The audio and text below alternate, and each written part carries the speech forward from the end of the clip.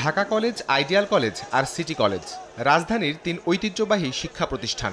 প্রাচীন হলেও এসব শিক্ষা প্রতিষ্ঠানের নাম শুনলে অনেকেই আটকে ওঠেন ছাত্রদের মারামারি আর সহিংসতার কথা ভেবে। হরহামেশাই চোখের পলকে ঠুনকো বিষয়কে কেন্দ্র করে রণক্ষেত্রে পরিণত হয় সায়েন্স ল্যাব নিউ মার্কেট এলাকা।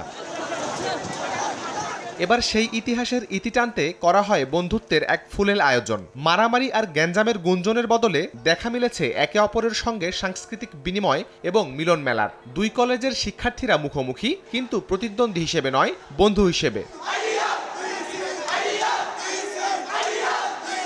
ঢাকা কলেজ অডিটোরিয়াম এবার ভিন্ন এক দৃশ্যের সাক্ষী। আইডিয়াল কলেজের শিক্ষার্থীরা নিয়ে এসেছে মিষ্টি, আর ঢাকা কলেজের শিক্ষার্থীরা তাদের বরণ করেছে ফুল দিয়ে। মিষ্টিমুখ আর ফুলের সুবাসে যেন মুছে গেছে আগের সব দূরত্ব। অতীতের সমস্ত রোশানল উপড়ে রোপিত হয়েছে বন্ধুত্বের ভিত। আশা করতেছি ৩ কলেজ যেন ৩ ভাইয়ের মতো থাকে। আমরা ৩ ভাই, যে কোনো সমস্যায় যেন আমরা 3 ভাই এগিয়ে আসতে পারি, এই আশা, এই প্রত্যাশা। কোনো ধরনের মারামারি, গ্যাঞ্জাম, সন্ত্রাস বিরোধী কাজে আমরা ঢাকা কলেজ নাই, আইডিয়াল কলেজ আর সিটি কলেজও যেন না থাকে, এটাই আমাদের প্রত্যাশা। এখন আমাদের প্রধান সম্মানিত শিক্ষকরা এসে আমাদেরকে সবাই মিল করে দিয়েছেন।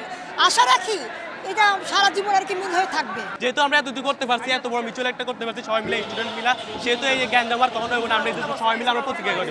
এই প্রোগ্রামটার মাধ্যমে আমরা সমস্ত কিছু এখানেই শেষ করতে যাচ্ছি, আর হিংসা বিদ্বেষ নয়, কারণ এতে আমরা সবাই ছাত্র এবং আমাদের এটাই একটা পরিচয় হওয়া উচিত।